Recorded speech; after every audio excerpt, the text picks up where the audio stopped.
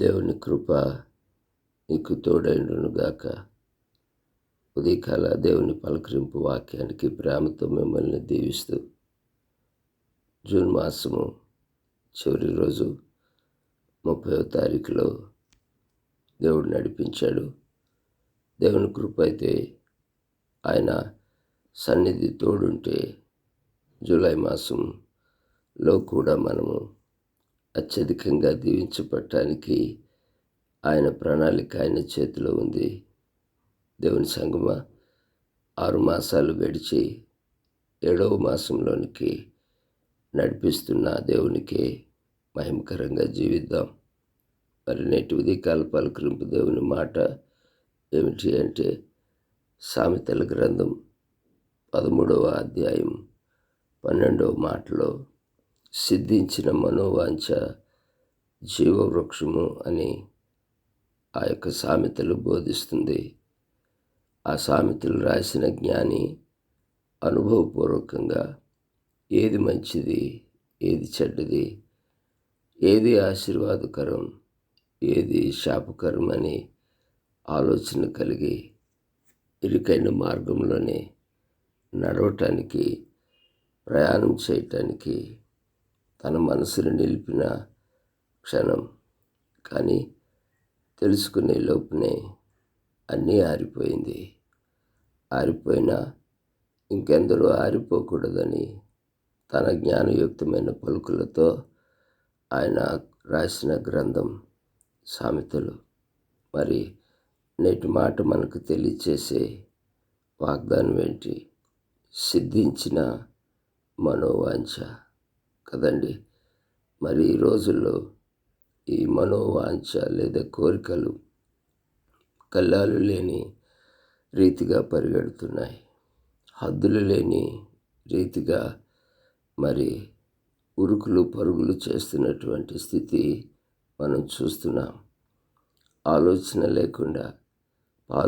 లేకుండా మరి విచ్చలవిడిగా సంచరించే మనోవాంఛల గురించి సొలొమోను తన యొక్క జ్ఞానయుక్తమైన పలుకుల్లో పలుకుతున్నాడు.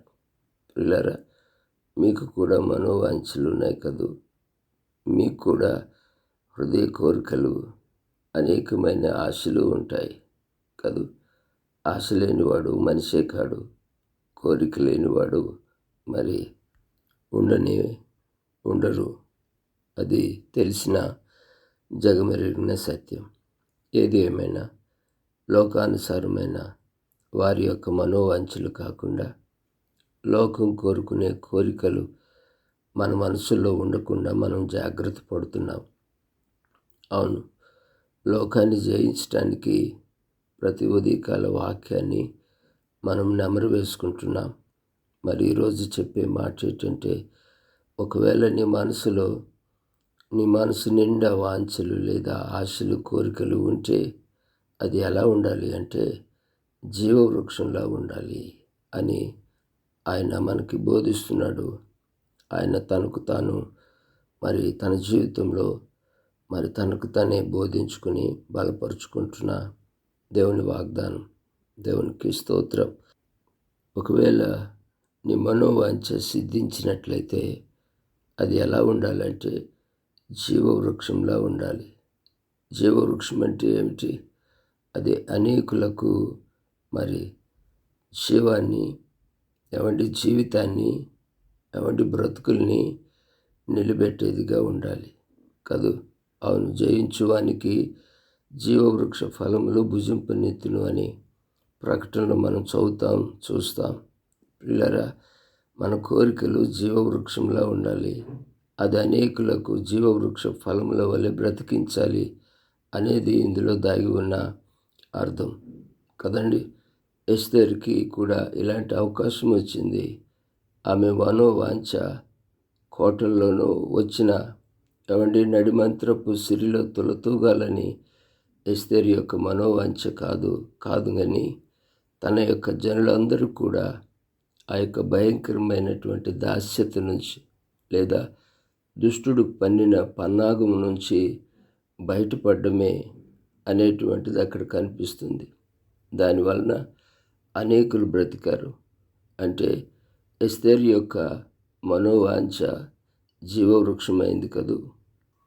యోసేపు యొక్క మనోవాంఛ మనం ఆలోచించినట్లయితే ఆ దేవుని నిర్మించిన మనోవాంఛను సిద్ధింప చేయటానికి కష్టాలు, కన్నీళ్ళు, మరి తను చేయని వాటిని కూడా మరి నిందలు, అవమానాలు భరించాడు. కానీ ఆ మనోవాంఛ జీవవృక్షమై అనేకులకు అన్నం పెట్టింది కదూ.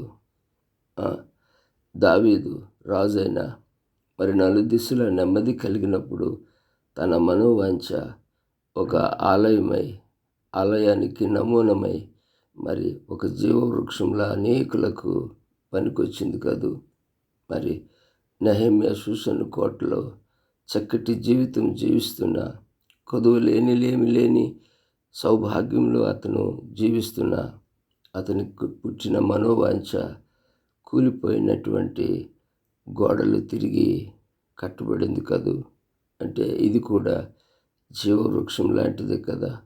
అవును ప్రియ దేవుని వాక్యం వింటున్న బిడ్డలారా, ఈ యొక్క జూన్ మాసం ముగిసిపోయి మిగిలిన 6 మాసాలు మన మనసుకు ఉన్న మన మనోవాంఛ జీవవృక్షమై మనకు, అలాగే మన మీద ఆధారపడిన వాళ్ళకి, అలాగే మన సంఘాలకి, అలాగే సమాజానికి జీవవృక్షముగా మన యొక్క కోరికలు ఉండుట అదెంతైనా మంచిది.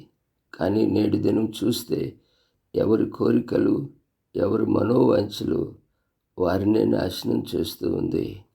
వారు నాశనం అవ్వడమే కాదు కానీ అనేక కుటుంబాలని కూల్చేస్తుంది, అనేకమైన జీవితాలని సర్వనాశనం చేసేస్తున్న ఆ పోకడని మనం చూస్తున్నాం.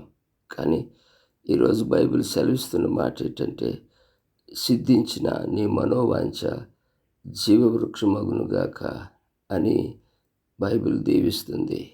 నీ హృదయంలో, నీ మనసులో ఉన్నటువంటి వాంఛలన్నీ జీవవృక్షమై దేవునికిని, ప్రజలకిని, నీకును నీ కుటుంబానికి పనికొచ్చే రీతిగా ఉండునుగాక, జీవవృక్షమై ఉండునుగాక.